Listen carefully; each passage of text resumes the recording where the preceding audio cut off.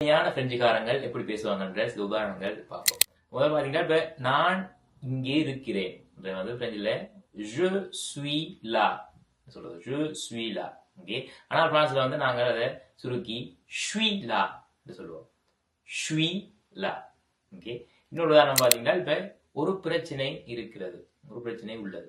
il y a un problème எழுதும் பொழுது il y a un problème. அதை நாங்கள் பேச்சு வழக்கில் y a un problème என்று சொல்றோம். Okay, y a un problème. இன்னொரு பாத்தீங்கன்னா இப்ப எனக்கு தெரியாது பிரெஞ்சில் je ne sais pas எழுதும் பொழுது je ne sais pas. Okay, ஆனால் அதை பேசும்பொழுது பாத்தீங்கன்னா நாங்கள் அதை sais pas என்று சொல்லுவோம்.